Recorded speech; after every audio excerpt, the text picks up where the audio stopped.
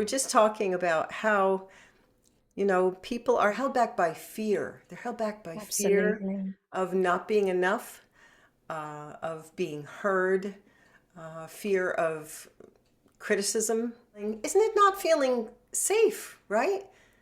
It's just Yeah, not feeling yeah, for safe to sure. express.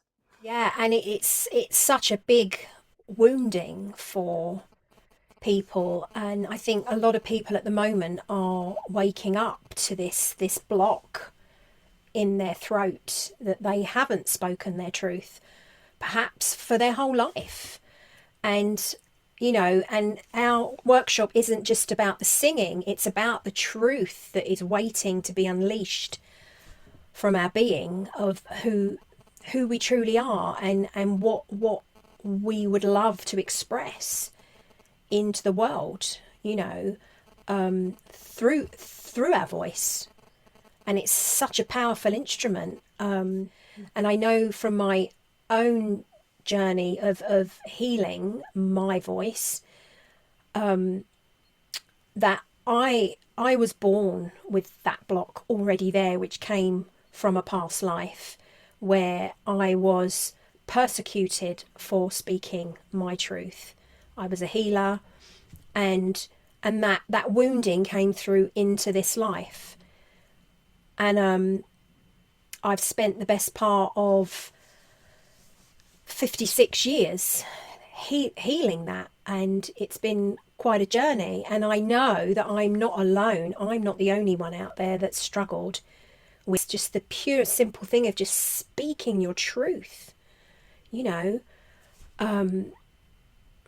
it's a massive, massive wounding, isn't it, Ruth? Yes, it is. And, um then you have compounded with, if you have things that you've brought in, other energetics you've brought in from other times, you also have this lifetime. I grew up yes. in an alcoholic family dynamic where, it wasn't, speaking out was not something that was modeled healthily for me by my parents. I was taught that growing up. You, you don't speak out and you don't express your feelings. And it's interesting because I grew up wanting to sing. I took lessons for many, many years. I was a professional singer. I was a voice teacher for 20 years. And still, with all of that, I struggled. Honestly, if I really want to be totally transparent here, I still struggle at times. It Yeah, is it is something that you have to work at all the time to convince yourself that this gift, as you say, this blessing that we have, uh, it, it is absolutely our birthright to use it. And so many people, I think, a lot of times people want to look outside of themselves for answers, or yeah. they want permission from somebody to use this. And what we're trying to share with you in this event, this gathering on Sunday, is you don't need permission from anybody else to use this in any way, Absolutely. shape, or form. You need to give yourself permission to use Yeah. this. And And I really feel that this is like putting a key into a lock, and that door's going to open for people, and it's going to guide them into the journey of the healing of their voices. So it's like we are opening that doorway for them to step on that pathway of transformation and healing, and it is so liberating to oh, I'm feeling the power of that and the energy of that. It is so liberating for us and for those that are joining us. anytime even one of us finds that power within us and that courage, because it takes courage to speak up. And we're not talking about performing, singing for anything. This is really just like if you have a confrontational conversation, Yeah. or if you are a practitioner that wants to start using your voice in your sessions. and you Yeah. feel held back. We can relate because we've done it. We've been there. We've done it. I've been working, I've been trying to work with that for years now, with using my voice in this very unusual way, in this new way, allowing what wants to come through, allowing our voice to be expressed through the language of our bodies, not Yeah. the mind which is conditioned to say, hey, you're no good. Who are you to do this? We don't want to listen to that nasty little voice. Yeah, and the mind just disables you completely. And that just suppresses the throat chakra if it's completely blocked and shut from all those things. Yeah, it's such a big part of the healing process. I feel as women, especially as women, because women haven't always been able to speak their truth. They haven't always been seen in our world, and it's not really been that long.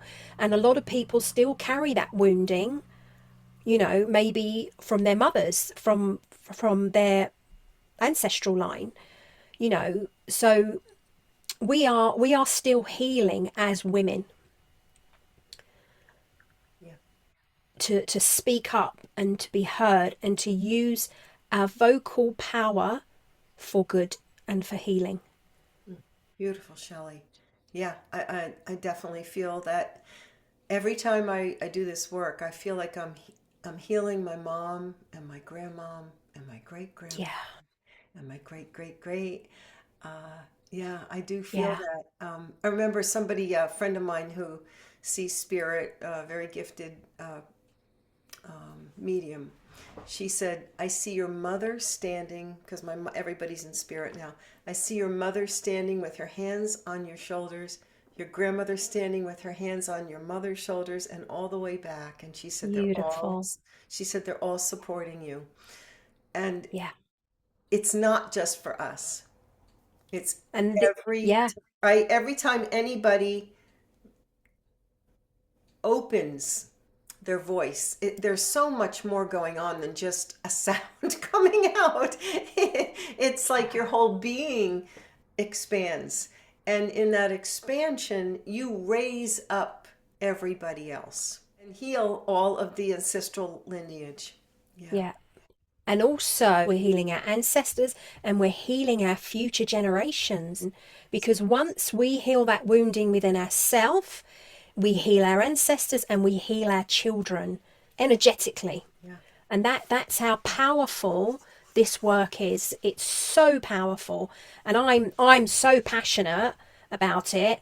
And I know you're really, really passionate about this journey. And it's just a beautiful thing. And I believe that the gathering, in the gathering of the voices, in doing the practices together, in sharing, I think there's so much strength in that. And there is so much power and energy for that you generate in gatherings like this that we're going to be sharing on Sunday, that it opens you up.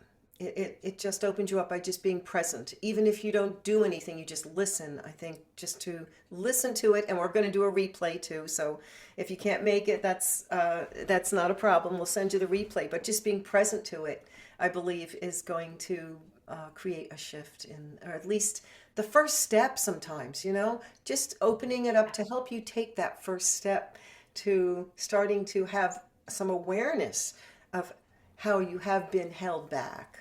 So There is hope.